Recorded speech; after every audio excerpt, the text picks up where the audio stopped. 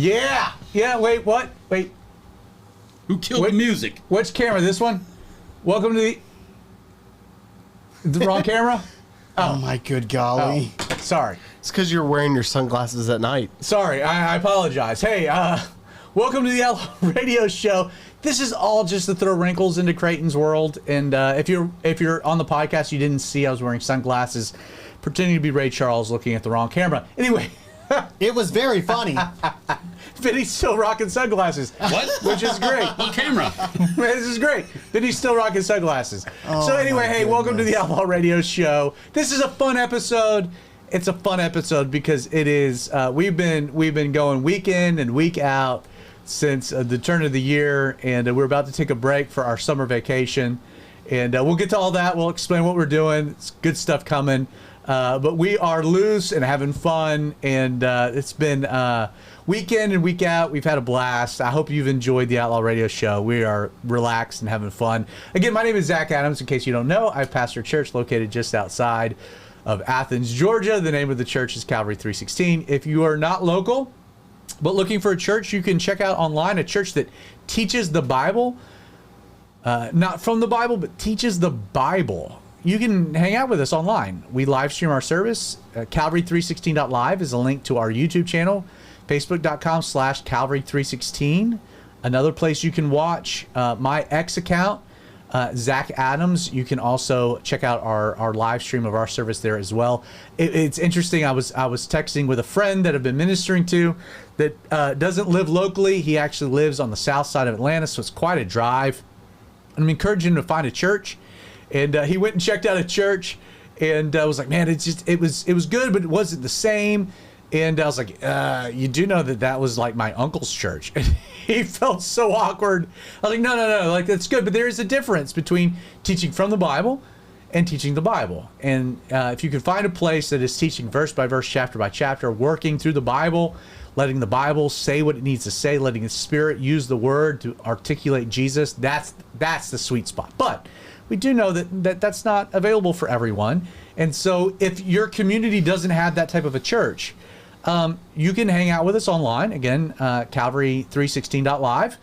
You can learn all about the church by Calvary316.com. You can, what we believe and all that, and the links to it all. That doesn't mean that you shouldn't still find a church to plug into. Now, if you are local, if you're in the greater Athens area, Bethlehem, Loganville, Monroe, Winder, Auburn, Carl, whatnot, Lawrenceville, then come hang out with us on a Sunday morning. Our service is at 10:30. We'd love to see you one Sunday. Make sure to come up, say hello, say that you connected with us through Outlaw Radio. We've had plenty of people do that, which is such a blessing. So we encourage you to do that. I'm joined by the normal cast of characters. Again, from time to time, we've got Deal Daddy Derek, who joins us. We love him. He's a good friend. He fills in from time to time. We also have Aaron, the daddy of daddies. He's got 4 kids under 3. He also joins us, so we want to give a shout out to those 2 guys. Been a big part of our show this particular season. But the normal cast of characters, working from my left to right, we've got Spice Daddy. How you doing, buddy? What's up, my little pepper poppers? There you go. We've got Dear Daddy. You've trimmed off a little bit of the beard. Yeah, I took off like 4 inches yesterday. Yeah, so. I would not have noticed it at all. Not at all. Not at all. I had no idea. We just hung out for like the last 2 hours, and I had no clue that you had done that until about a minute ago. And then Pope Creighton.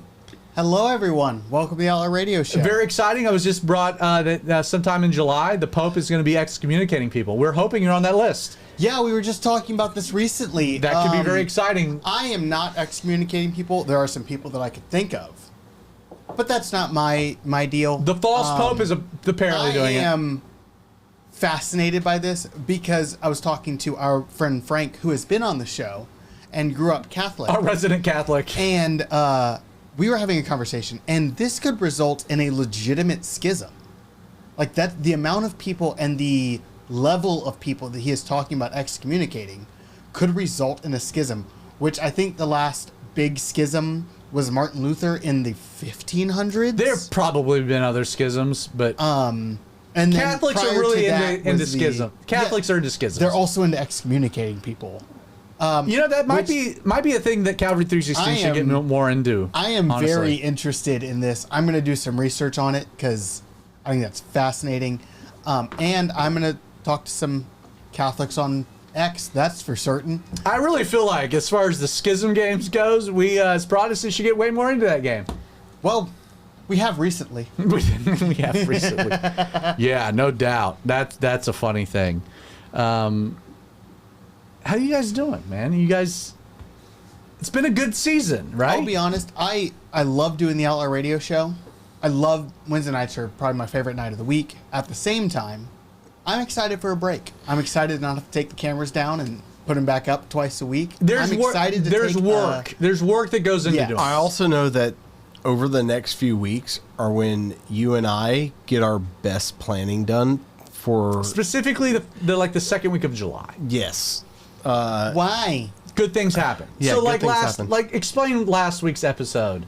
So- and the feedback. It's been phenomenal. Oh, man, it was so good. So the last two times we've surprised Pope Creighton with a show have been amazing. And he doubted the first one. The first one we Right. brought his mom in. He had no idea his mom from Florida was here to give her testimony. And Right. it was stellar. It was fantastic. And Creighton freaked out. He had no idea what was happening. Right. And so, like... We told him we had another idea, and he just didn't believe us. But For all 8 months, we played it. Yeah, so all of those ideas Yeah. have come from, The Holy Spirit. which happens during that one time period. Ironically, it happens when Creighton's not around. It is, yeah. It's so weird how you guys get these crazy plans when I'm not around We to actually- rein you in. We actually had the idea of doing a live show with David Guzik when Creighton wasn't around. That is true also. That's true. I mean, it's That was Stellar. probably one of the most amazing planning Stellar. sessions we've ever had. it is. Hey, leave a comment if you want us to do another live show at Calvary 316 that you can come and watch us film Yes. the Outlaw radio show. Yes. And who you would like us to interview. Or ideas. Or yeah. let's broaden it. If you have ideas for... So we're going to take 8 weeks off. We're going to get to that. We got some great things planned, so don't worry about it. But we are taking a break, and we'll come back into the live shows middle of July, run through another gambit. So if you have topics, interviews, if you have things that you would love to see the Outlaw Radio Show address, drop us comments. That also works. Or you can always just reach out through our official email address, which is popecreighton@gmail.com. Again, popecreighton@gmail.com. We used to put little logos up, but I guess Creighton quit doing that. Yeah, I still have the ability, but I have to set it up, and I didn't. Yeah, and he just didn't do it. So We haven't talked about it in a while. yeah, so again, if you have ideas, suggestions, things you would love to see us cover in the next season of Outlaw Radio, we'd love to hear from you. Again, we don't create this necessarily with the audience in mind. That's, sorry to break it to you, we just kind of do what we like to do. And if you like it, great. If you don't, so be it. But we do love to hear from you, and your feedback is great. I don't think there's ever been a listener suggestion we haven't taken seriously and incorporated in some element to the show. And they're always really good. They're always They're great. always very enjoyable and pertinent. Yes. Yes. So before we get into tonight's episode, which is going to be all over the place, and again, this is the end of our cycle, so I wanted to make sure that tonight we got another Diggs worked in, another Dear Daddy digged in, another Ifs with Pope C, intersecting faith and science. We got a lot of fun things. I'm going to also throw in some X, Y, and Z's posts. We're going to cover a bunch of stuff that's kind of been on the back burner, but we're going to just kind of work it in here at the end. So there's not like a universal It's a variety show. There's not a specific theme to tonight's episode. We're going to hit on a lot of different topics, kind of buckshot, so to speak. But I think you'll enjoy it. I think it'll be fun. I will also say it's been fun. A friend of mine that I've connected with, I had no idea he was listening to the show. I've connected with, and he's like, no, I listen to the podcast. I've never seen you guys, but I love the podcast. I listen to it when I'm driving around town, doing work. I was like, hey, tell me what Creighton looks like, what Vinny looks like, what Justin looks like. Had no idea what anyone looked like. It was really funny to get his descriptions because it was totally opposite. And he actually watched a physical episode, thought it was really funny. So Yubu, shout out to you, man. So glad that you're listening. If you're listening to the podcast, it's awesome. again, check out our YouTube channel. So all the things you've been listening to. So we live stream the recording of the podcast, and that's kind of the framework. That's how the show works. So it is a YouTube show, but it's really designed to be a podcast as well. Podcast is kind of central, and we're kind of like working back and forth. So if you're listening, if you only listened, go to our YouTube channel, outlawradio.live, watch some of the videos, go back to things you haven't listened to, watch them. I think you'll enjoy it. There's a different element to it. If you're listening to the podcast and you've never watched it, I just want you to know that I am 6'5" and very handsome. He is not quite 6'5". He is handsome, but he's 6'3" on a good day. Okay, I'll give you that. Okay. For sure. For sure. Yeah, I would like to know like how that arc worked of like us calling you Al Sharpton for a little while because of Jerry Curl. Right, yeah. And then like you have this year gone through quite a few different hairstyles. A few different hairstyles, which has been fun. Vinny apparently has gone through no hairstyles. He cuts 4 inches off his beard. We have no idea. For sure. So anyway, so tonight's gonna be a fun episode. We're gonna cover a lot of different things. It'll be fun. I do want to open the episode with just a simple idea. So I'm working through 1 Kings at Calvary 316. This is part of the Harmony of the History series. We've gotten to the story of Elijah. Elijah the prophet has become a main character, and we've actually slowed our pace at the church to kind of like really like lean into the story of Elijah. We've been working through his life. We'll pick up the pace when we get out of Elijah and whatnot. And I was kind of hesitant because I don't want to get ahead of Sunday or even the Sunday after, whatnot. But there is an idea. There's a part of Elijah's story that is so powerful and really hit me in a profound way. So Elijah has this crazy arc. We don't know anything of his background. He's a lightning bolt in the story. He just gets dropped in. Israel, the northern kingdom, full paganism, has implemented the worship of Baal. This is Ahab. This is Jezebel. Elijah drops onto the scene. We don't get his genealogy. We don't get his heritage. We don't know anything. We don't even know if he's a Jew. And he shows up and he confronts Ahab, and he's like, Ahab, it's not going to rain until I say so. Like, this is God's judgment, Deuteronomy 17. And then he like flees because, again, his life is threatened. He goes into the wilderness. He's being fed by ravens, the brook runs dry. God leads him north to a widow. The widow will provide for him. She's got nothing. She's going to die. She's out of flour. She's out of oil. She has enough for one meal. And the story plays out where Elijah challenges, God's going to take care of you. Provide me a small cake. God will take care. God provides. Like for a year. And now in the course of time, the widow, her son dies.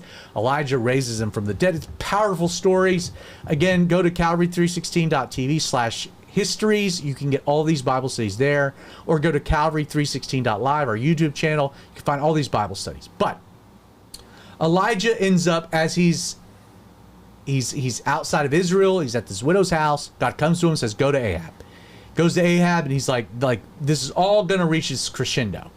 And it's going to reach this crescendo with like this cook-off with the prophets of Baal. Now that's significant because Baal was this pagan god that was in charge of the weather. And so agricultural environment, he's in control of the rain. That's essential for crops, for livestock. You need rain, produce, etc. Famine. It's crazy. And so Elijah comes back 3 years later. Again, we're talking about ecological disasters happened, widespread famine, starvation. It's a bleak situation.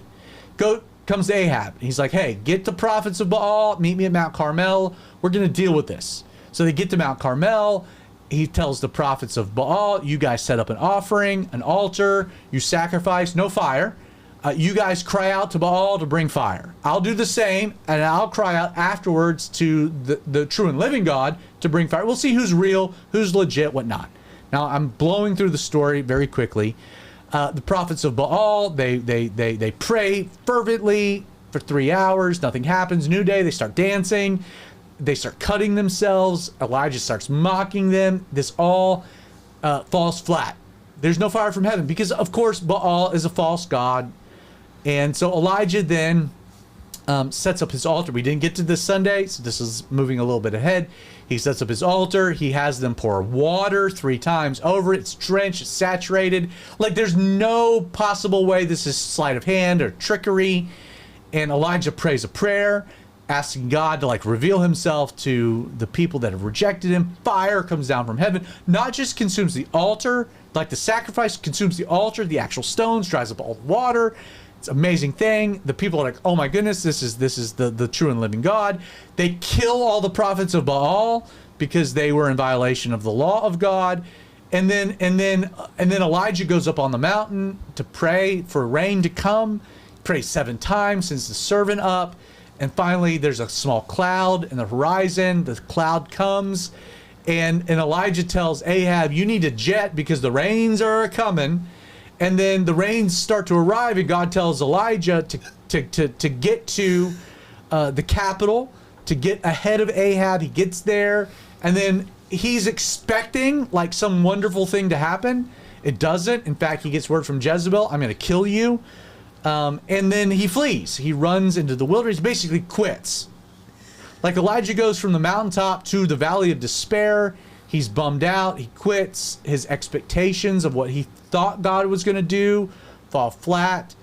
There's a lot of this story we're going to unpack this Sunday, if not the next. But what I want to bring up is there's this scene. He sent off his servant.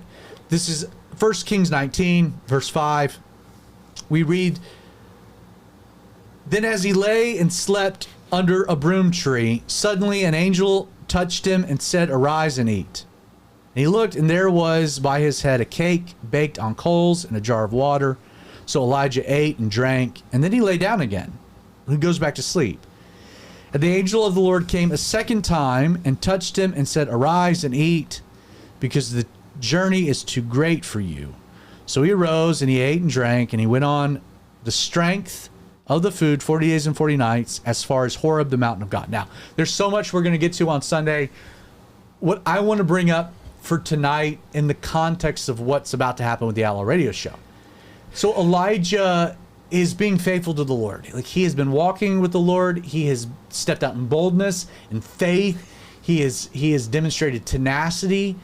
And God has used him in amazing ways. We've seen supernatural things from being fed by a raven in the brook to the widow and the flour and the oil, to raising the widow's son from the dead, which has never happened in Scripture, to this cook-off of the prophets of Baal and the fire coming from heaven.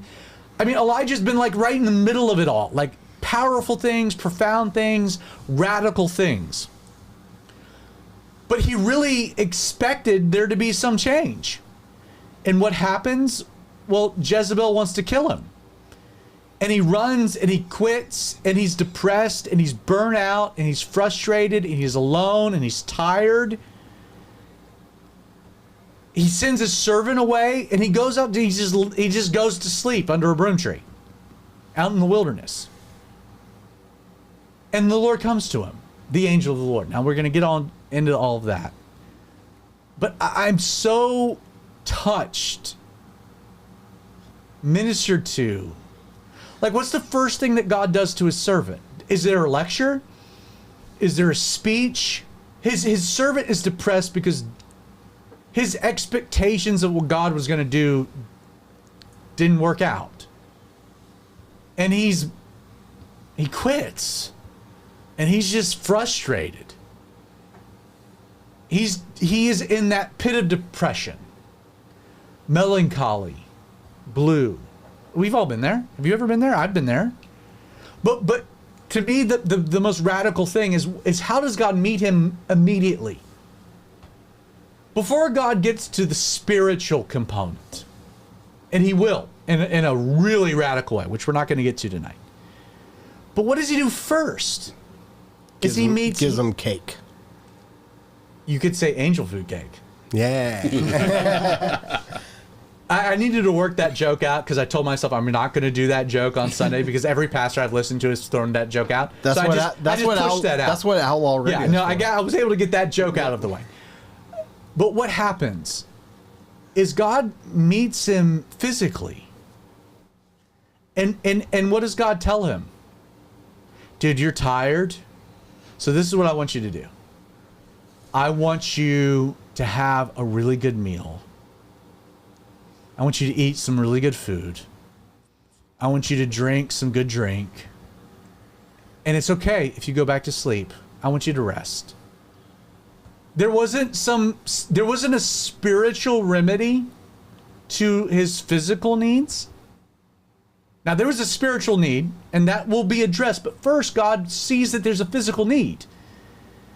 And he doesn't try to remedy the physical need by like hyper spiritualism, like some speech, get over it, faith, blah, blah, blah, blah, blah, blah. It's like, no, you're tired. And let's deal with that first. So, hey, you know what? Take a break. It's okay. Sleep. And not just sleep, but like, you know what? I want you to go to a good restaurant. Go get a good meal. Some good drink. Like, fill yourself physically. Like deal with your physical needs. Physical and spiritual, they're different things. God made us this way. God doesn't address the spiritual before the physical. He addresses the physical, then he addresses the spiritual. That's such a profound thing to me. Because it was like, okay, good food, good drink, good rest. That's what my servant needs right now. I'll deal with the spiritual in a moment, but first, let's deal with the physical part of you, Elijah. You're tired. You're depressed. Sometimes there's not a spiritual remedy to depression. Sometimes there's a physical remedy. And it's a break. It's, hey, you know what? Lower the expectation. Take a nap. Sleep in. Go on vacation. And when you go on vacation, go and get some good food. Now, he's in the wilderness. There was not like a good restaurant to go to. So God provided it, like supernaturally. Good food, good drink. That's what we're told. Eat. He ate and he drank and then he went back to sleep. Did God have a problem? No. Take another nap. Rest. Sometimes when we feel tired, we push forward because we think our physical tiredness is some spiritual thing.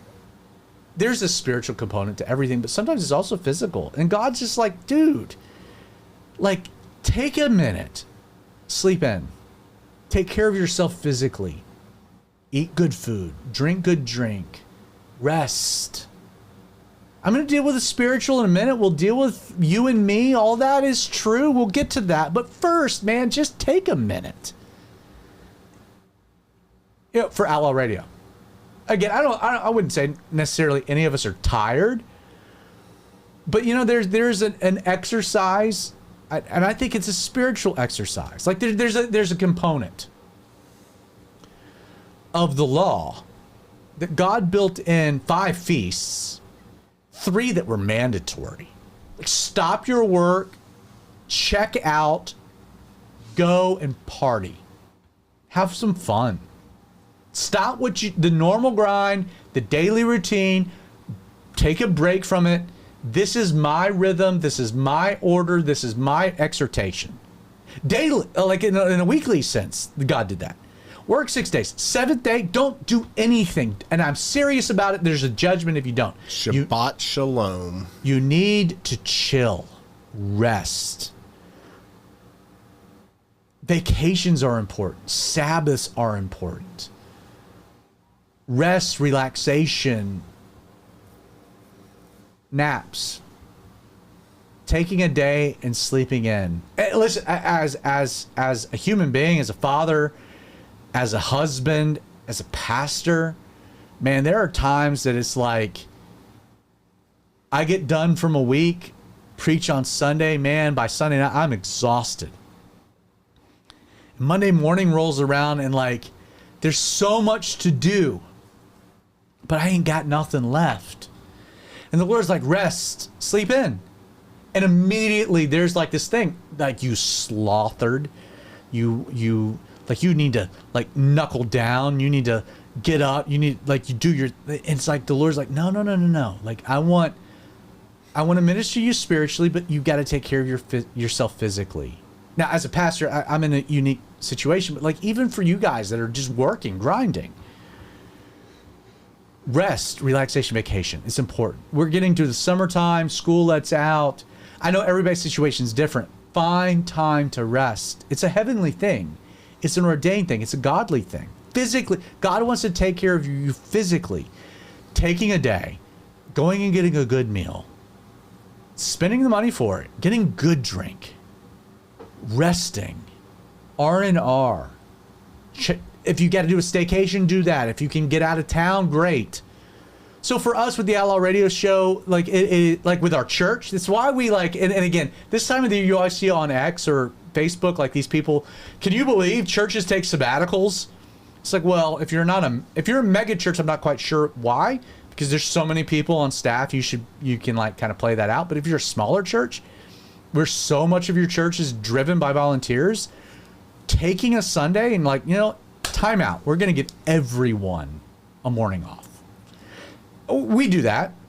We do that with the 4th of July weekend. We do that with the Sunday between Christmas and New Year's, to give people time to allow the Lord to minister to them physically, our volunteers. And it has yielded so much benefit, so much.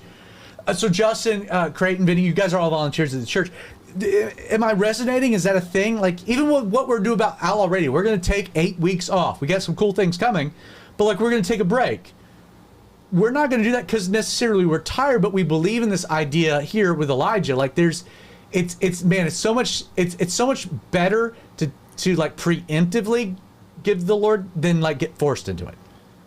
Right? It's the burnout concept. So like Wednesdays are like my long day. So normally I'm working an evening shift. No, on Wednesdays I work a morning shift so I can come here in the evening. But you work a night shift on Tuesday. Yes. So it's a late night and early morning. Early morning, and then I'm here late, and so which then followed by Thursday early morning. Thursdays I'm evening. Okay, so The only day that I don't work morning is Wednesday, so I can be here, and that's because I like being here. You work mornings on Wednesday, so you're here. In the same essence, like my only days off are Sundays and Mondays, so I can do stuff at the church because I love being at the church, and I like being one of the first people at the church, and I like being one of the last people at the church on Sundays. I don't want to rob your rewards, but to give a little context to that, what did your this Monday look like?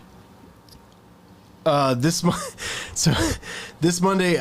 So I've been working. This is your day off. You spent your day off on Sunday at the church for half the day. So then your Monday was what? Yeah. So I've been meaning to get a new computer for a long time. When I got back from overseas, I didn't get my computer back from China. You really did that so that you can try to be friends with Lee. Yeah, Stevens, right? So that you can up your game because like we're best friends. So with the Destiny's Ed series, I really haven't needed. I've been getting away with just using my phone for like Word documents and stuff like that, doing my resumes. The computer I got, the laptop I got, was one that I got so I could. I was an English teacher, so I needed something real quick. So I bought a $200 Amazon computer that had zero memory on it, and that's been sufficient for a while. But now the reality of me never living back doing that kind of stuff again. This was not to bring about your computer. Yeah. What was your Monday like? So basically, I planned to go get a computer, and then I met you up at the church to go set up. So I hit you up Sunday. I was like, hey, we got a potluck coming on Sunday. Can you meet me at the church to get the building set up? So you meet me at like 2:30 and spend an hour and a half or 2 hours getting in the middle of your day off. Right. Because that's what you want to do. Yeah, and it goes even further. Like one of my buddies that I often go get lunches with on Mondays, he goes to a different church, and they've been having problems with their like presentation software and stuff. So I'm like, oh, I'm really familiar with that. I've gone over there a few Mondays, and that's where you're like, you should come to Calvary 316. And when that didn't work, you're like, okay, I'll help you. Right. but like I enjoy it because like 316 is I have a big family, but I like having a bigger family. Yeah. And being able to provide even though I kind of suck at doing the the slides and stuff, but being able to provide that for somebody to where they can just sit there and enjoy the worship of God and stuff like that is worship in and of itself to me. Can I say that so much of your job, your physical job right now, you are okay with because it enables your ministry? Yeah. And I've intentionally not gone after other jobs because it's allowed me the time off to focus on the church. And but working in a break, a sabbatical, is a beneficial thing. Right. And even those times, I'm one of those people that I like doing stuff because I'm not married. I don't have kids, so I almost feel bad not doing something. Yeah. At all times, but at the same time, it's every once in a while it's good to just sit there and do nothing. So it's rest. Creighton, what about you? So I have had my Sundays have been spoken for since I was born. It's always been, growing up, we had church Sunday mornings, we had church Sunday night. And then in middle school and high school, it was like we had church Sunday mornings and I had youth group Sunday night. And then high school, middle school, leading into college, it was like, oh, now Sunday morning is one of my work days because I'm working for the church. And through all of that time, Wednesday was also a church day. I love the idea of a sabbatical. I love the idea that we take time off, especially things like this. Because again, I love doing this stuff. But at the same time, I also work a full-time job. And thankfully, my full-time job allows me to splice in time to do church stuff while I'm working. And by church stuff, I mean both Outlaw Radio and C316 stuff. So having this idea of taking time off is wonderful because it allows me to just kind of set aside a thing for a time so I can focus on some other stuff that I need to take care of. Like, I need to figure out some stuff with my apartment because I moved into an apartment this year. And there are things that are not critical. Like unboxing Lee's books. But those have already been unboxed. They are on my Nick Adams built bookshelf. Thank you. So let me ask you a very poignant question. And I think this will spin off into a great short, which have been taking off online. Yes. To those people, those pastors online, they're like, can you believe churches take a Sunday off? As someone involved in church ministry as a volunteer, what would you say to that? Like to that pastor, from somebody that's super involved and is critical to what's happening in a small church, what would you say to that person? Like, you're underestimating what you need to do to the people that you're not thinking about. You see what I'm saying? If you are coming at it from a good faith position, where you're saying, I don't want to take a Sunday off because my church is dependent on, quote unquote, dependent on me teach the Bible. Cool. I don't have a problem with that. Make a video of you teaching a sermon, record a worship service, live stream it, invite your entire church to join you live for a Sunday where you're not at the church. That way you can do all of the things that you think you need to do for them. But do what? If you are in bad faith, which I think that most people who get all up in arms about the sabbatical idea, I think most of them are in bad faith. I don't think they actually care about the people coming to the church. I don't think they care about I think they care about what they're doing. Okay, I want you to speak specifically as a volunteer in the church to that pastor. It's like, dude, I need this. Like, you don't understand that there are people, you interpret this in one way from like this theological thing, but like practically you don't realize what you're doing to people. Oh, you're going to burn people out. So we have a small church. We have a bunch of volunteers and they work very hard and they love what they do. They do a great job. But at the same time, they do this. We have people who are in ministry every single Sunday without break. And that is a wonderful thing, except for the person that's doing it. It kind of sucks for them because they don't get a break. Their Sunday is their Sunday is unless every Sunday you work in a break for them. Unless you work in a break for them, and it is obvious because our pastors take breaks and they bring in guest speakers so they can go out of town and they can take a break for the ministry. Generally speaking, when a guest pastor comes in to teach, the same people are working in the nursery. But the pastor got a day off. Yeah. But the pastor got a day off. Yeah. Church ran like normal. The pastor got a day off. The people who are running the church, the people who are running hospitality, who are greeting, who are picking up the trash, nursery, passing out children, computer, media, sound, they everything. all work the same Sunday they would have if the pastor was still in town. Pastors who are like, my church has never taken a day off. They take a day off, but their volunteers don't. And that, I think, it's either stupid or it's malicious. And I'm talking to the air here. I don't know. I'm not talking to anyone in particular. I'm obviously not talking to you because we are not that guy. But they're either stupid or malicious. And I find out which one you are, because if you one of them, you're going to have bigger issues as well. So we're going to leave that as a short, because that's a hot topic, and we're going to roll that onto the internet and let that speak for itself. Well, the algorithm is going to cut you off, so if you want to add something, go for it. Well, I was just thinking, to someone that says that kind of stuff, I would think, why do you think you're so important that God's church isn't going to keep going? And you can speak to this because we were all there when you were not. Took like a month and a half. No, I'll address that. So here's the argument. The argument is like, oh, well, if the pastor, like, if it's dependent on the pastor being there, then what's the church? That is such a naive thing to say. Right. Because I watched this. I watched my church have to deal with 5.5 months of me not being there. And we survived. And God did great things. People stepped up in amazing ways. But the moment I could get back to doing things, it was like, thank goodness, because there's no way we could have done this in perpetuity. Because, like, there's so many things from a week-to-week basis that volunteers don't have the time to do. And that's where again you go back to, like, okay, and I think you nailed it, Creighton. Like, so I preach, like, so on average most pastors will take, so you have 52 Sundays a year.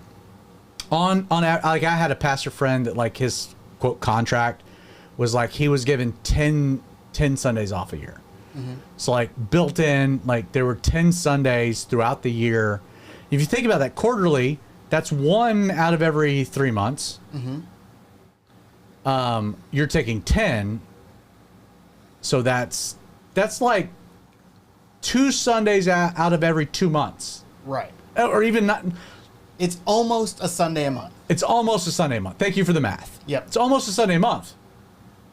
And a lot of churches function that way. And they do that, hey, great, because they're trying to keep their pastor refreshed, rejuvenated. And they get other pastors that are being paid, that they're giving opportunities to fill the pulpit, to preach, and all that's great. There's no... And those guys love the opportunity. There's no negative to this. Like, I'm not, we're not being critical to anybody that wants to do church every Sunday. My dad's church would never take a Sunday off. And I have no problem. There's plenty of people involved that fill the pulpit well, multiple worship leaders that rotate in and out, children's ministry, they have enough people that are being paid to be there that they can rotate vacations, they can rotate volunteers. There's enough people involved that they can mitigate burnout. But here's the majority of churches are not that. Our church, 150 people or less, one pastor, maybe 3 or 4 part-time employees. And I'm saying, like, the only way that you can mitigate burnout and you can respect your people, again, take a Sunday off. I don't want to make the episode that's not the intention. So, I mean, practically, like with our church, if 2 or 3 people take the Sunday off, we kind of have to have a sabbatical because church doesn't work. And again, we, like, the 4th of July weekend, people on vacation. It's an easy one. Mm-hmm. Between Christmas and New Year's, it's an easy one. Like, those are the 2 that are traditional for our church. Well, there's a lot of things we want to cover tonight. X, Y, and Z. ifs, digs, Dear Daddy. We're going to start with the Dear Daddy. Oh, jeez. And Dear Daddy. Yes. So, Vinny, nurse to dear, back to health. These are Dear Daddy. These are either our questions or listener questions. He has no idea what the question's about to be. You're going to love this one. This one's loaded. So, as your brother, so at Christmas, your wife hit me up and was like, my husband needs a hobby that doesn't mean work. And I want to get him golf clubs so that he can go play golf. Like he can take a couple hours, cut out of work, spend time with some brothers, have a drink or two, have a cigar, hit the ball around, be outdoors, do the things he loves, but not work. And so I was like, Chelsea, that's great. As long as you know what that means, this is what you need to get him. So she bought you some golf clubs. And so you have been, over the last, I would say maybe 2-3 months, been getting into playing some golf. And been working on some golf game. We've been going to the driving range. You've been working on your golf game. 6 months. 6 months. I would say, to be fair, like you played here and there. Like you've been more serious for the last like month and a half. 100%, yeah. Okay. Like to the point you're like, I've been going to the driving range. Like that's when you're getting serious. Right now he has a greens marker. Yeah, on his yeah. Can we get a photo? Like turn your hat around. He's got an actual ball marker now on his hat. This is the diesel guy with a ball mark. Getting serious, guys. It's getting serious.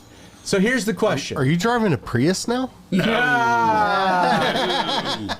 So that's just a stupid comment. Well, yeah. So here's this is not a listener. This is my question.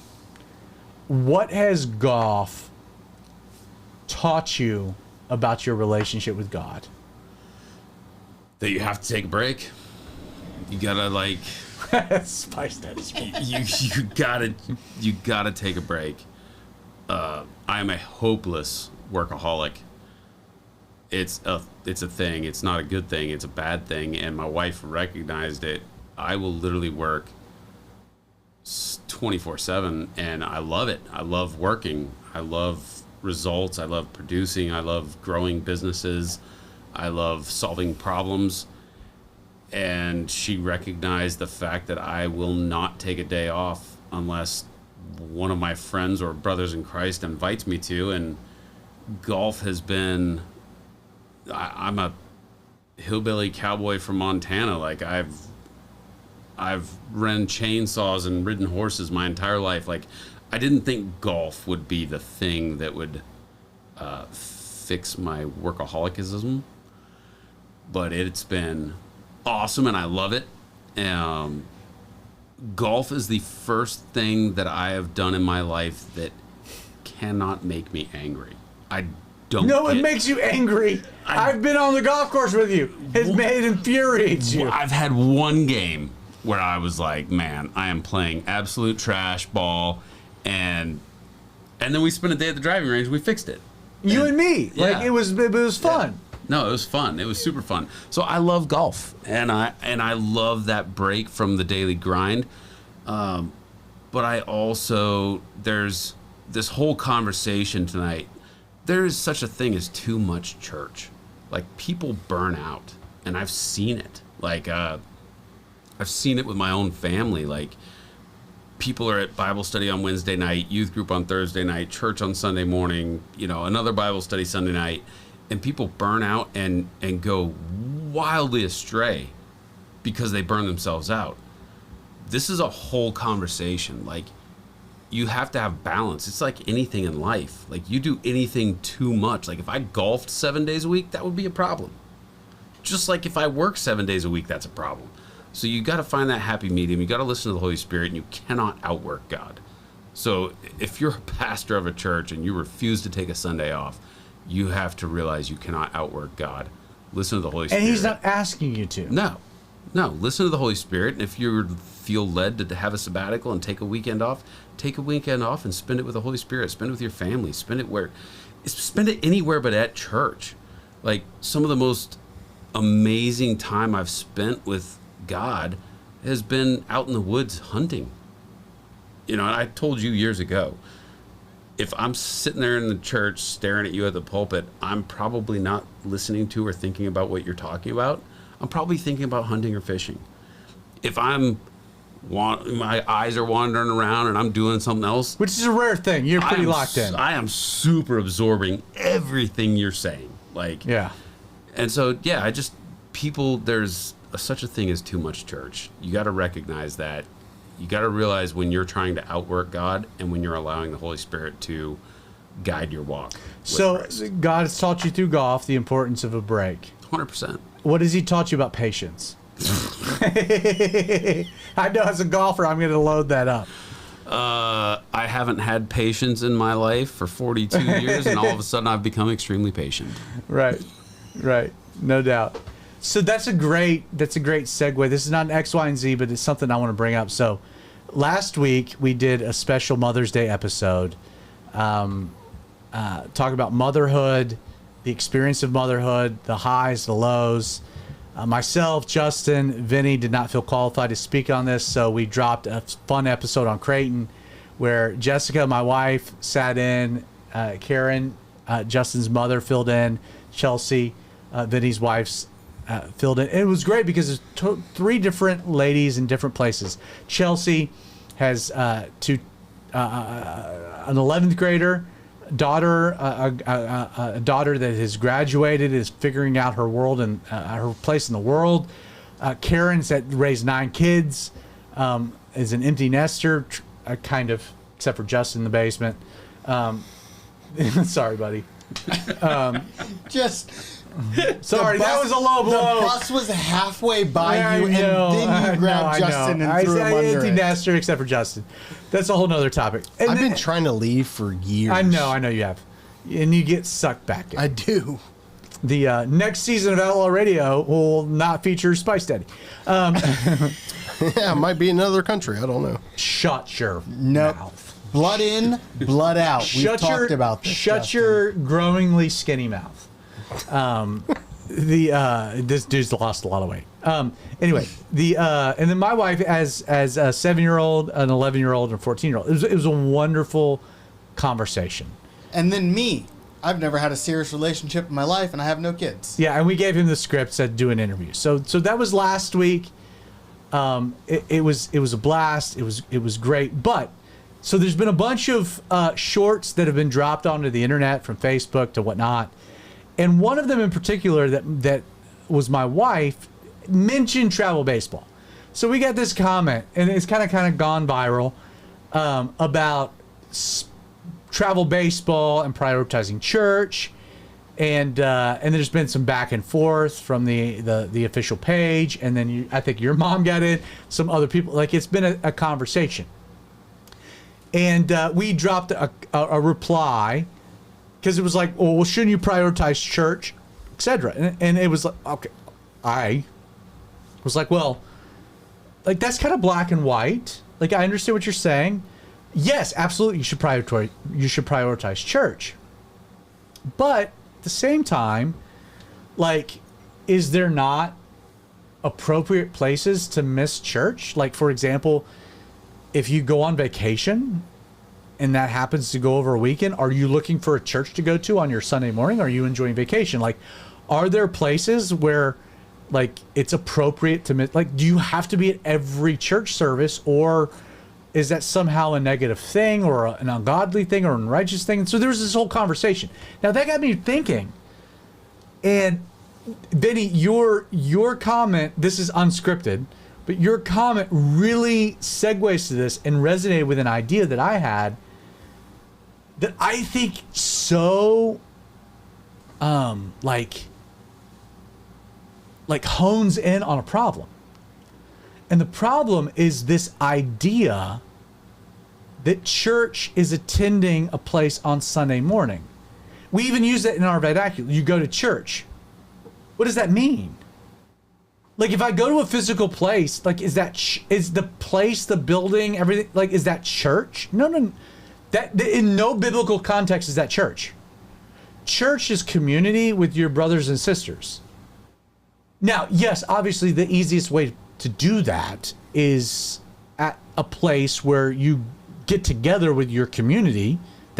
You don't go to church. You get together with your church at a place.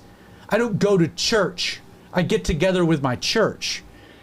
Just because you don't go to that physical location on a Sunday morning isn't indicative that you're somehow not involved in church. Like my kids they might not make every Sunday morning because of travel baseball. Does that mean that they're not involved in their church? Oh, absolutely not. They're involved in church because it's a community of people every day. If church to you is going to some place at 10:30 on a Sunday morning, you have no idea what church is at all. Like you've completely missed, and you've been suckered into a false understanding of what church is. It's not a building, it's not a place, it's not a time. We call it a church service on Sunday morning, specifically because it's a service to the church. It's not what makes church. If you can't make it to church, to that place on Sunday, that doesn't mean you're not involved in the church. You can watch online, and then you're involved in a community. You're staying connected. You're giving. You're tithing. You're hanging out. There are a bunch of people hanging out at my house right now. This is not at the church building, but this is the church. The church is a group of people. It's not a place. And that to me is like the biggest, like that snap reaction. It's like, you don't actually know what church is. And that makes sense. I mean, I think that's such... I've chewed on this because it was a thing today because it kind of went viral. But man, what a thing. Now, we got to keep it moving.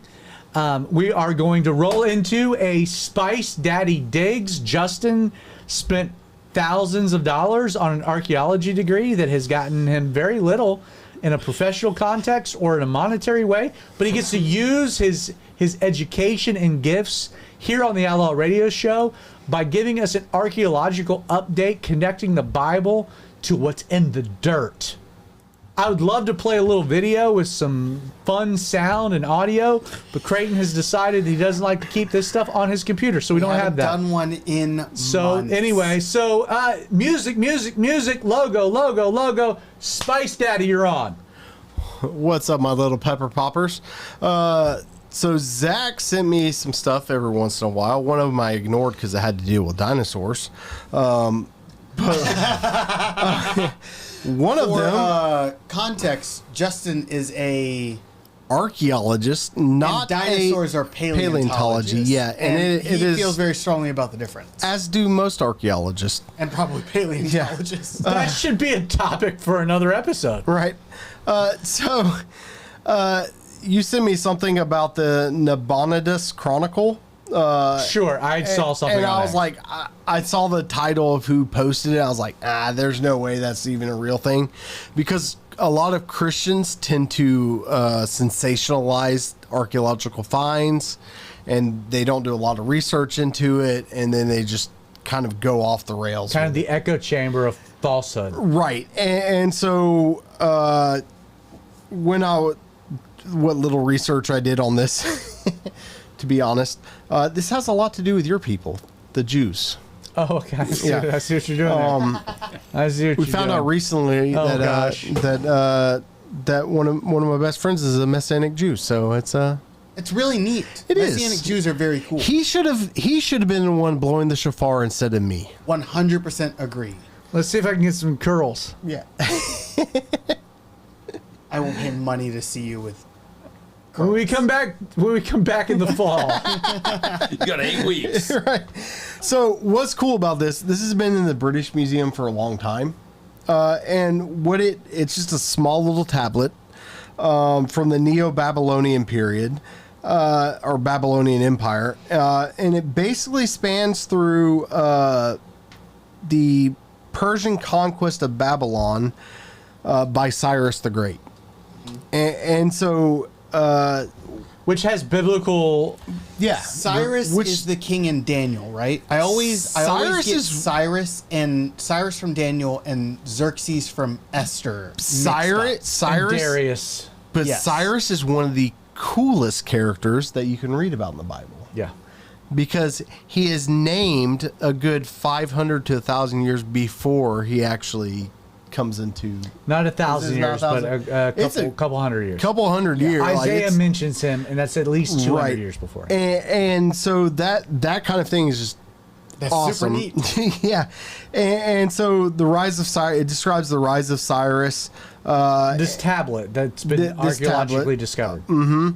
The fall of Babylon in 539 BC, and then it kind of goes through some of the those kings during that period of the what they call the Neo-Babylonian kind of era. So that falling period of Now, one of the things Babylonian about the Empire. Assyrians to the Babylonians to the Persians is that the Assyrian Empire was always questioned as to whether or not it existed. right. And then archaeology really confirmed the biblical narrative about the Assyrians to the Babylonians to the Persians. And you can see all this now in the British Museum. It's an amazing thing. Right. I've been to the British Museum. And so one of the cool kings they named of Babylon was Belshazzar, which is mentioned in the book of Daniel. Yes. But he is a young Belshazzar. So when he was the co-regent with his father. Yeah. Again, books of the Bible to reference would be Daniel and specifically Ezekiel. Yep. Those are two. Daniel chapter 5 and 6 is. And then you get to is, Nehemiah, also parts of Ezra. Those are the books of the Bible that again, archaeology has absolutely reinforced and substantiated the biblical narrative of history. The Bible was way ahead of the archaeology. Right. So what I love about biblical archaeology is, and being a Christian, is that you got a lot of archaeologists that try to disprove the Bible, but the archaeology is constantly proving the Bible over and amen. over and over again. And has it ever disproven something in the Bible? No. There's just stuff that we haven't found yet. It's But like it's the old the mantra: just give it time.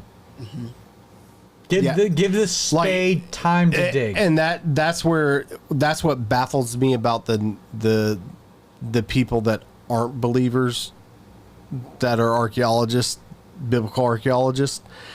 You see these evidences upon evidences upon evidences of stuff we find, and at some point you just be like, well, if this is true and this is true and this is true, at some point to believe that is true. that is going to be true, Yeah. and we're going to find some evidence of it. And yeah, so once again, this whole segment is all about, trusting the Bible and its veracity. So Very cool. Very cool. Well, let's keep the show moving right along because we don't want to take up too much of your time tonight. So before we get to any X, Y, and Z's, we'll kind of close with that because I've got, I think, 4 different topics that I just kind of like buckshot want to cover. But before we do that, let's get to ifs, intersecting faith and science with Pope Creighton. It would be great to have a video, but again, we don't have that on your hard drive, so it is what it is. I love it when you do things like that. Sorry, buddy. Why is it not doing what I'm asking it to do? There we go. I'm here on now. I'm here. That was weird. So I just wanted to begin by saying that, Zach, you didn't tell me what we were talking about today at all, right? Because this is one of because those I didn't know what we were times- talking about tonight. Yeah. This is one of those times where I feel like I have to say to the camera, I didn't know what we were talking about until we started talking about it on air. Well, you didn't know that either last week. Well, clearly. So, just to start, if you don't know, I am on X. I go by Pope Creighton on X. You can follow me there. And I have a bit of a hobby on X where I like to get into arguments, specifically with Mormons. But I'm not terribly picky. I will get into arguments with anybody that picks my brain in a certain way and whatever. And then But- you get funny gifts from me, just dropping Yes. funny things. But I get into a lot of arguments with the Mormons. And recently I've been seeing a lot of them who are arguing against the Trinity because Mormons do not believe in the Trinity. And one of the main, not their quote unquote argumentations against the Trinity, but one of the things they state when they say they don't believe the Trinity is that they can't believe the Trinity because it doesn't make sense. They think that it is because it's 3 persons and 1 being, and that doesn't make sense. It's whatever. Mormons believe that God is 3 individual beings who make up a Godhead in the same way that like 3 judges could make 1 bench. They don't believe in the Trinity, Which would violate the law of infinite regress and other it philosophical causes things. all kinds of theological issues. Philosophical, even not even theological. Like Yes. And it also contradicts God saying that he is one and that he is the only God. But they say all the time, you see Mormons saying, the Trinity is illogical. It is ununderstandable. It cannot be true because people cannot understand it. God is understandable. So I wanted to talk today about a thing that humans can't understand. And it's a thing that we Ooh. all do a lot. I love it. The So- tease, the setup. Here is the question that I have for the 3 of you. What is sleep? You're on. It's the thing I most enjoy. Okay? Anybody, do you guys know what sleep is? I like sleeping. A time for your brain to categorize the thoughts and experiences you've had throughout the day. Okay? I've never been asked this question, but I'm about to say Justin was way deeper than me. It's like the look thing at I enjoy. It is literally the time where your body heals. It's when everything shuts down so your body can heal on a cellular level, because you cannot physically heal while you are functioning, moving, exerting energy, because you're constantly breaking down and killing cells within your body. You have to sleep for those cells to regenerate. I love that answer. I echo Vinny. Okay. So, all known animals, everything that has a brain experiences sleep in some form or fashion. We have migratory birds that are capable of taking repeated short naps in flight, which allows them to stay airborne for weeks or months at a time. And The they go albatross. into and out of the albatross. They lock their wings, they stay in flight, and they sleep for short periods of time, wake up, and then go back to sleep, wake up, go back. They do this repeatedly.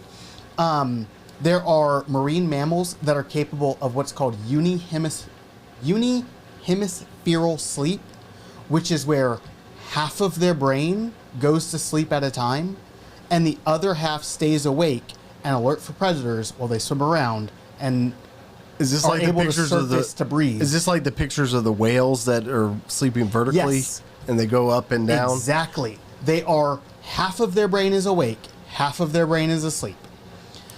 Sharks are capable of sleeping while constantly swimming. The kinds of sharks that need to swim to pass water over their gills so they can continue to breathe. They can sleep and swim at the same time. Babies in the womb go through periods of both sleep and wakefulness. They are both awake and asleep. Or they are either awake or asleep. Babies in the womb sleep. That's trippy. That's super weird. And I've had conversations with some of my friends who were pregnant, and they were like, yeah, I can tell when my baby is asleep versus when my baby is awake.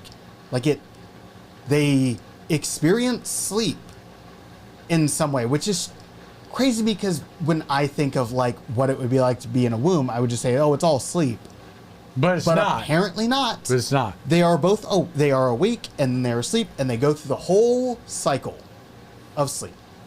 So it even starts in the womb. Yes. We start sleeping in the womb, and then we never stop until we die. So we spend more time And then we sleeping, never sleep again. And then we never sleep. Well, probably. And there's no reference of that in heaven. There is no reference to it. Doesn't mean we don't do it. We don't know enough about it to say we don't. We'll I get would there. love to. I'd love to take a nap in heaven. So, we spend more big, big time house. sleeping. We spend more time sleeping than After we do playing football. any other single activity. We spend approximately 1/3 of our time on Earth asleep. 1/3 of our time on Earth asleep. So let's get into what happens if you don't. After about 24 hours of consistent awakeness, cognitive decline mimics a blood alcohol concentration of 0.1%, which is 0.02% higher than the legal limit to drive. Like when you are awake for 24 hours, the way that you act is equal to having a blood alcohol content of 0.1%. Which is absolutely why they have restrictions on how far long trucker drivers can go before they have to sleep. It is exactly why. Yeah. I feel like we need to test this theory and have a 24-hour span of Outlaw Radio. That's a bad idea. That's a terrible idea. All right, continue. So you will experience, at 24 hours, you experience poor decision making, slower reaction times, tremors, and heightened emotional irritability. At 36 hours, your brain cells start to struggle to communicate, leading to severe memory gaps, extreme fatigue, and a noticeable drop in physical coordination. At 48 hours, you experience micro sleeps, which is where your brain briefly drops into sleep for seconds at a time, completely involuntarily. You also have extreme stress responses and intense exhaustion. So your brain is literally like, we've gone too long. I'm going to sleep whether you want me to or not. And it will just blink in and out of sleep as you are doing whatever it is you're doing. Just as like that happens at 14 hours for me. No, I've been awake for more than 48 hours before, and that was about right. Yeah. At 72 hours, the brain's processing breaks down, which often results in visual or auditory hallucinations, disordered thinking, and mood distortions. After 72 hours, which we don't have a lot of data on, because getting someone to stay awake longer than 72 hours is very difficult. That's 3 days. That's 3 days. At 2 days, your brain is involuntarily putting you to sleep. So getting you another day after that is very difficult. There's no amount of Red Bull getting you there. No, there's literally no amount of Red Bull getting you there. So after 72 hours, the body will start to lose ability to regulate its processes. You will experience inflammation, immune suppression, and fluctuations in body temperature, heart rate, blood pressure, and metabolism. Your body literally stops functioning correctly at 3 days without sleep. Your perception of reality will become extremely distorted. You will experience hallucinations, delusions, and acute psychosis, which is you literally lose your mind. That sounds awesome. At 72 hours. What's also crazy is that none of these things are permanent. If you get to 72 hours and you are experiencing acute psychosis, you will go back to normal brain functions once you are able to get enough sleep and pay back the sleep debt that you have experienced. These things are all also true with poor sleep quality, meaning if you sleep poorly for a very long period of time, these same things will occur.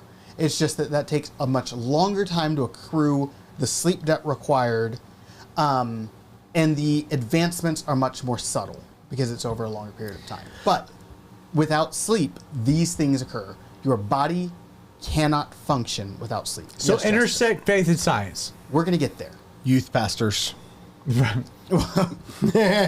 we do a lock-in, a 24-hour lock-in at the church every year, and it is crazy. So, what we know is that sleep is not simple unconsciousness. While unconscious, the brain is less responsive to stimuli. It's in a highly altered state, and it may not respond to stimuli. Sleep, on the other hand, if you give someone who is asleep stimuli, they will wake up. They're capable of receiving stimuli. Now, like Vinny was saying, when we go to sleep, it's because our brain needs to shut down. We need to repair the pathways in our brain, blah, blah, blah, all the things that people think when they sleep. It's because the brain needs to lower the amount of energy that it's using so that it can repair. That is not technically true. At some points during REM sleep, because the brain goes through it goes through 4 cycles of sleep every 90 to 120 minutes. The last of those cycles being REM sleep, which is when you dream. In REM sleep, your brain can use as much energy while sleeping as it does while awake. Like the metabolic toll on your brain can be the same while sleeping as it is while you're awake. So what we know about sleep, we know what it's not. It's not unconsciousness. It's not inactivity in the brain, because the brain is very active during sleep. That's why you can dream. And the brain has a way of turning off your muscles so that your brain in a dream can send signals to your dream limbs without sending signals to your real limbs. Oh, yeah, it does that. Which we don't really understand how that works, but it does it. So it can turn off that. Your brain is metabolically sometimes as active as you are when you're awake. We know that it is not simple unconsciousness, because unconsciousness is where your brain actually turns off. And Maybe. then doesn't. Maybe. So Maybe. comas are also a whole That's a deal. whole nother topic. But your brain goes through all of these things. We cannot explain what it is exactly. I've done a great deal of research over the last 2 or 3 days. I could not find someone to tell me what sleep is. They could only tell me, we know it's not unconsciousness. We know it's not inactivity. We know it is some form of activity. And we know it is absolutely vital to the human life, because without it, everything breaks down very rapidly. Like 3 days to go from very normal to psychosis is crazy. Nothing else does that. And so, in closing, this is a thing that we as humans cannot fully understand. We've put a great deal of research into this over the last So many years. 6,000 or more years. Yeah. Humans spend a collective 21 trillion hours a year asleep, and we cannot explain what it is. We just know what happens when you don't get it, and it's bad. So, if we can't explain sleep, which we all do for a third of our lives, we all do it every day, and when we don't do it, we have severe issues. How can we expect to explain the maker of the universe, the uncaused cause, the being that holds heaven and earth together, the one who designed sleep, which we cannot explain? How can we expect to explain him? And, like, I'm not advocating for blind faith that you should just put your faith in God and do whatever you believe that God is saying. I am not saying that. But I am saying that if you think that God should be small enough that you can explain every aspect of him, how can he possibly be big enough to hold the universe? No, that's You know what I mean? No, that's absolutely profound. Let me throw an interesting wrinkle into this conversation. And again, this is maybe more of a tease for something we'll come back to in the next season of Outlaw Radio. First mention is sleep in the Bible, Adam, which was when God created Eve. So, was sleep part of God's original design for Adam? That's a really good question, and probably not. So- Maybe not. Another question: do women and men sleep the same? So, well, okay, you're. So God introduced sleep to Adam in this thing with Eve. But there's no reference that Adam slept afterwards. Is sleep a product of the fall? Or the flood? No, or the flood. Be quiet. Like where does it originate? Because the only reference to sleep, and then moving forward, and again, this is just kind of freestyling here, but the only mentions of sleep after that, I could be crazy, but I think Adam sleeping is the only mention of anyone sleeping. in that context. Like Elijah slept. But like moving forward, sleep ends up being God's mechanism of revelation through dreams, because God will use sleep to communicate. Again, that's a fun. I'm just throwing an interesting wrinkle for you to chew on. Following back, it's either I'm going off the cuff here, but it's either revelation or judgment.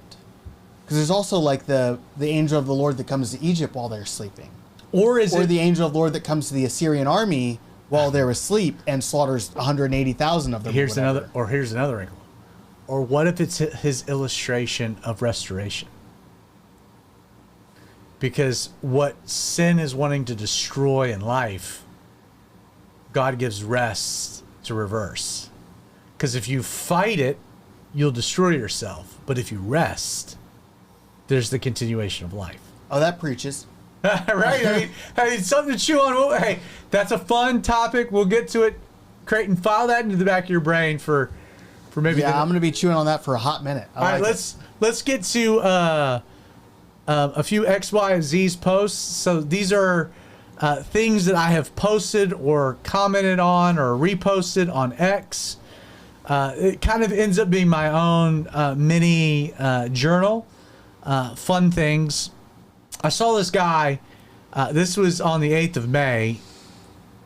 He made this post. He says, "A small church faithful to the word is greater than a packed auditorium that has lost it." I'm going to kind of throw this out, get a little dialogue going here between us. Again, this guy posted, a small church faithful to the word is greater than a packed auditorium that has lost it. And my comment to this post was, I don't know who this is, but this statement is insightful, profound, and again, for me, encouraging. Again, the statement, a small church faithful to the word is greater than a packed auditorium that has lost it. You guys agree with that statement? 100%. I did on X because I follow you on X. I appreciate it. Zach Adams. That's right. Thank you. Vinny, you jumped right in there. Yeah. What's your thought on that? Yeah, it's a no-brainer. I mean, what's the point of going to church if you're not there to worship God, create fishers of men, and send people out into the world to share God's word with the lost and wandering? If you're just showing up to say that you went to church, there is no point. I agree. And like we get into this concept of like, well, healthy sheep reproduce. Well, there's a lot of barren women that were not being judged because of their barrenness. Fruitfulness and like reproduction is never an indication necessarily of righteousness or unrighteousness. And when you look at Jesus' letters to the church in Revelation, there's two that coincide. There's the Church of Philadelphia, which is faithful, but is little. But Jesus compliments them. Commendation. They're faithful with what they had, even though it was little. And then there was the larger church, Laodicea, the tickling of ears, the big church, but they were lukewarm. The size of the church doesn't necessitate or it's not an equivalent to its faithfulness. The number of people coming to a church is not a sign as to whether or not Jesus is pleased with that church. That to me is what resonated about this statement. Again, a small church faithful to the word is greater than a packed auditorium that has lost the word or lost it. And I think that is such a true thing. Before I move to another one, has there been any online statements, comments, things that we want to just kind of work in here before I continue on with a few nuggets of X, Y, and Z posts? Or did I just misread whatever you were articulating? You misread. I would like to say, to piggyback off the end of that last post,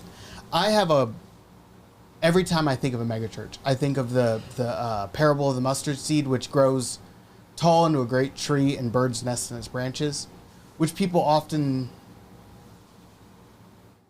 equivocate, lack of a better term, to a church growing very large and that being a good thing. But birds in the Old Testament are always, if not almost always, I think maybe except for Elijah and the ravens, birds are seen as a harbinger of sin. Yeah. And I think that what Jesus is Or talking corruption.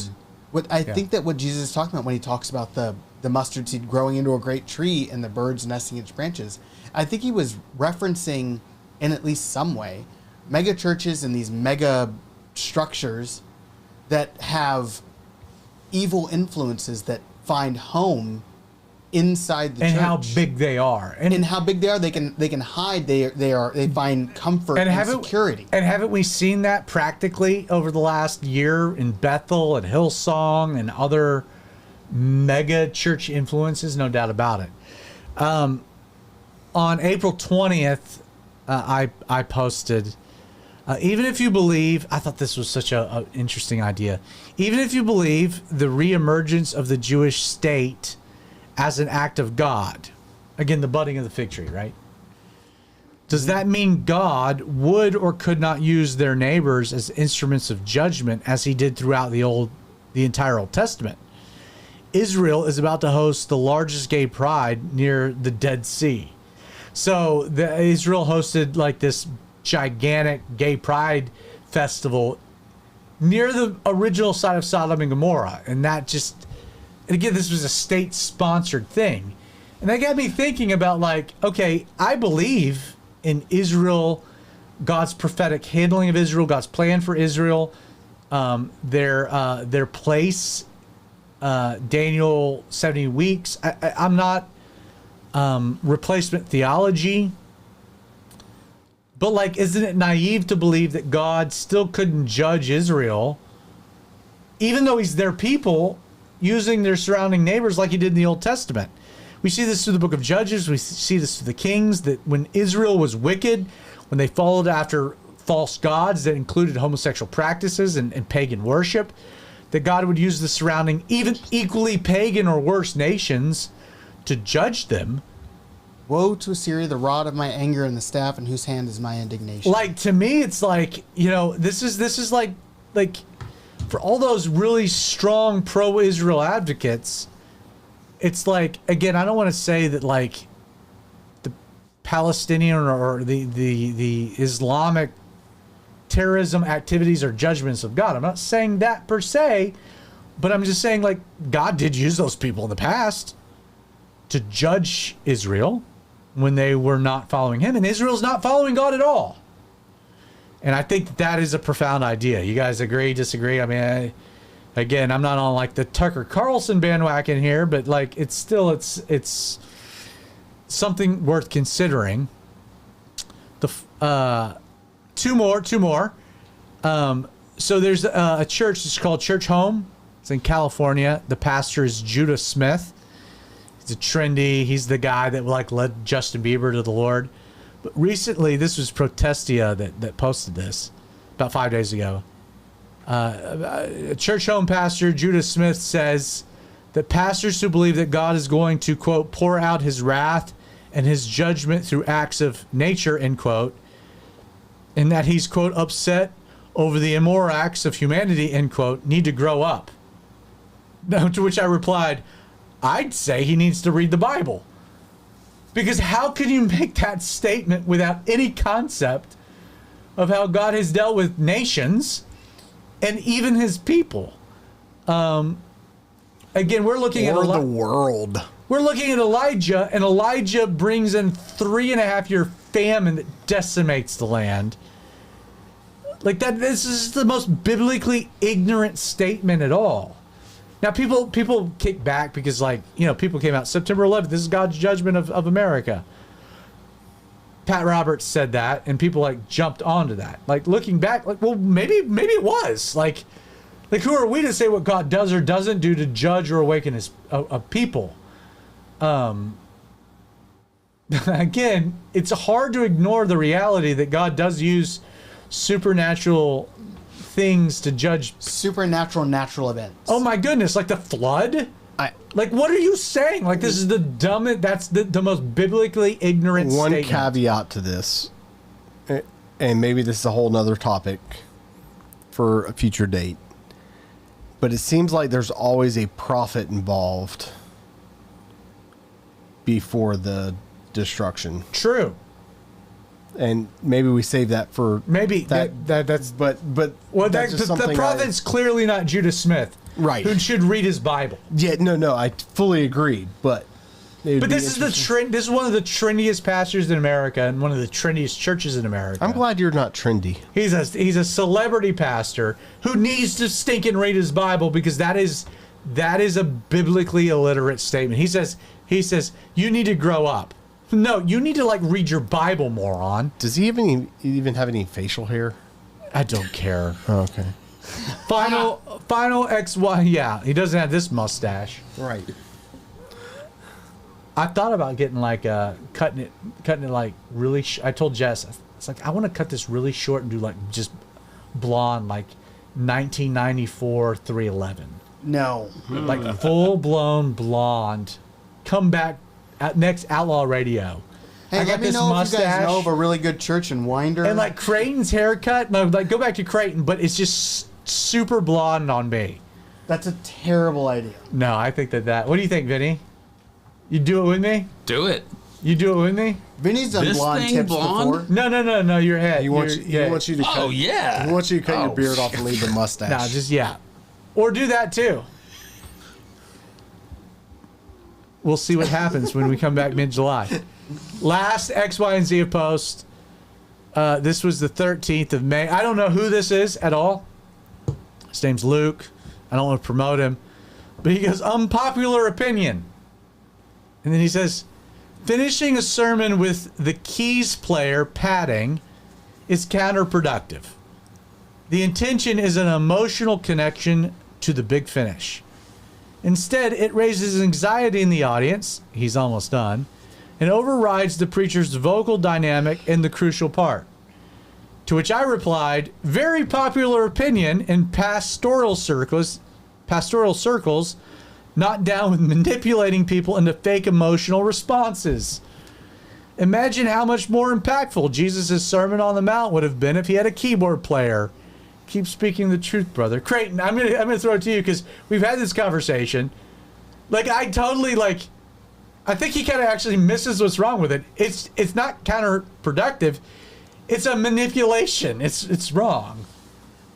So every now and then I'll see there's a guy on Instagram who posts him and his band working with the pastor as they are, and it's man, you guys are fantastic musicians, but boy, are you doing something that I find very strange.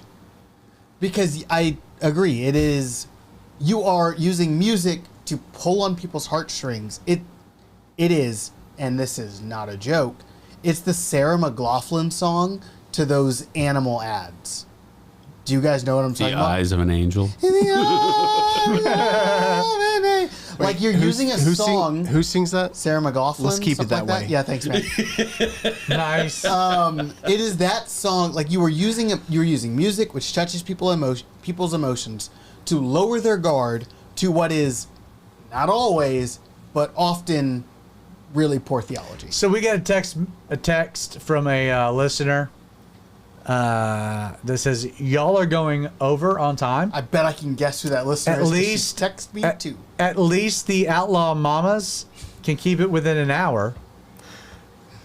Also pointed out that this guy who knows all these things about sleep is single. Hashtag smart single guy. Which is awesome. Oh my gosh, that listener is such a team player. Thank you, listener. Thank you, Jessica. So we got a very quick plug. Our buddy Lee with Destiny's Edge is doing some AI stuff. Justin, throw that in. Yeah, we had a conversation with him on Monday, and he's Yeah. like, "I don't know about this. You think people are going to take it good?" I'm like, "Yeah, man. It's really cool to read through the books and kind of imagine yourself, but I would rather see the characters as the author sees them as he's writing them." And Lee's done that with some AI. So we art. have an image of this is Scott Remington, which is the main character, Right? And it's it gives so much context. Yeah. I imagined him I know that they You told can't how speak old, to this. You've only I read the know book they and a half. told us how old he was in the first book, but I imagined him, I don't know, 10 years older than this. I do too. I agree with you. Yeah. Alien invasion, man. It makes all the old people much younger. So listen, we're gonna wrap things up. Any comments online other than a few things? I'll give you a moment. So we are taking the next 8 weeks off. That doesn't mean that there won't be Outlaw Radio Wednesday nights at 8 p.m. So we're going to have a series of 8 premieres that will hit the internets, specifically our YouTube channel. We're going to be posting them on Facebook. They don't go live on Facebook. We'll be posting them on Facebook, X, other places. They will go live on our YouTube channel. We're calling these episodes Into the Archive. So for about the first 4 years of the Outlaw Radio Show, it was a 52-minute episode that was programmed, structured, created specifically for radio. And it was me. Like literal old school. It was radio. It was me with a mic. I would record 4 blocks of audio, send them to our producer, Josh Brown, at his productions. He would put them all together with some ads that we created for a radio program. Again, an hour radio show is technically 52 minutes, and then it gets broken into 2 different sections, and then that gets distributed to radio stations across America. So like for 4 years or so, give or take, we were doing, again, the first episode of Outlaw Radio aired September 4th, 2017. So for several years, again, 200 or so episodes, they were formatted for radio. And so these were not, there's no video to these episodes. It was all radio. We produced them, that we released them. They were podcasted, so they are on our podcast, but they were never, there was no video of them. So they're not on our YouTube channel at all. And so what we're doing over the next 8 weeks is on our YouTube channel, we're re-releasing radio shows. We're calling Into the Archive. So there's a unique intro from me introducing the episode. There's an outro. And then there's the episode, 52 minutes. So they're a little shorter than our typical program. Thank you, Jessica. You were an hour and a half. Appreciate it. But there's going to be great. I'm going to really run through the production schedule. So next week, it's an interview. These are all interviews, by the way. I did an interview with Pastor Ed Taylor, who pastors Calvary Aurora. The original show, this is show 11, which aired November 13th in 2017. Very old episode, but he tells his testimony. It's powerful. The next one, the 3rd of June, is going to be an interview I did with Aaron Stoffel. This was January 5th, 2018. This was show 18. Oh, my goodness. Get your box of Kleenexes out. It is a tearjerker. This is powerful. I knew Aaron and her husband in Bible college, and there was a tragedy. Her husband died in front of her. She was shot. It was a mass shooting. She was part of a mass shooting. Oh, my goodness. I don't miss that. The 3rd of June. The 10th of June is an interview I did with Seth Waters, a pastor friend of mine, about his testimony. He had an intruder break into his house in the middle of the night. That was show 21, which was February 2nd, 2018. And then in sequence, not with dates or show times, but I did a race discussion with an African-American pastor I'm friends with named Tony Clark, who's also featured on Get Fed Today. Tony's a wonderful pastor, African-American, but we speak about race. This was in 2018, in the middle of like the BLM stuff. There was a lot of things going on. George Floyd, I think Trayvon Martin was maybe earlier that. The 24th of June is an interview I did with Kyle Strobel. Lee Strobel, who wrote Case for Christ. This is his son, who's a professor at Biola University, wrote a wonderful book, fantastic interview. The guy that created the CEO of Blue Letter Bible, I do an interview with him. That'll air the 1st of July. I had a conversation with Pastor David Guzik about abortion. We did that in July of 2019. And then I followed that up with an interview with Ryan Baumberger, who runs an organization called the Radiance Foundation, Life as Purpose. Again, 8 episodes into the archive. So we won't be live. We'll be back the middle of July.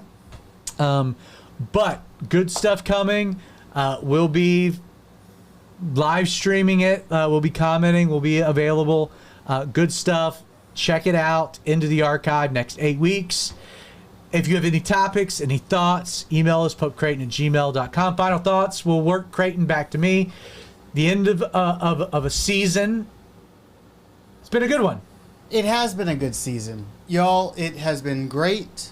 Like, comment, subscribe over the next 8 weeks. If you see a short, share it. If you see one of our other videos, give it a like, share it. Let's come back to a strong year. We really do enjoy doing this, so we love having you watch us. Echo all that with the Calvary 316 stuff, for sure. Agreed. Vinny. Yeah, 100%. Post engagement's like the best thing that you can do for this ministry. It gets it before more people's eyes. If you're not interacting with the Outlaw Radio Show, fewer people are going to see it, and that is the whole point of this ministry, is to make sure as many people get access to God and God's Word and this Bible study as possible. And taking a break allows people to maybe go into the YouTube feed and going back, watching stuff, commenting. Binge watch it. Yeah, it's a good stuff, right? Yeah. Spice.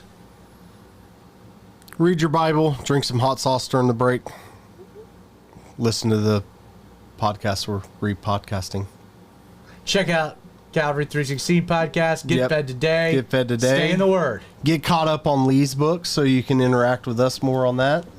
That's my plan over the break. There you go. I like that. We're going to hold you to that, Pope C. Hey, again, thank you so much for joining us with the Outlaw Radio Show. If you haven't done so already, subscribe to our channel, comment, go back, binge. You might not like it. Just let it play in the background. That'll work for us, too. Also, turn on your notifications so when new stuff hits, you're notified. Check out the podcast on Apple or Spotify, so what you're watching gets podcasted on Thursday. So check out the podcast. If you're a big podcaster, go to our YouTube channel. Watch the stuff that we're releasing. Go back. We'll be back live in about 8 weeks. At the same time, 8 p.m., we got premieres that are going to be dropping. Check that out. We'll follow. We'll post that on X. We'll post it on Facebook. And again, man, thank you so much. The show is because of you. It's really because of Jesus, and he tells us to do it. So thank you for joining us. This crazy dysfunction. We love you. We'll see you guys in a few weeks. Take some time. Relax. Rest. That's a heavenly thing. God bless.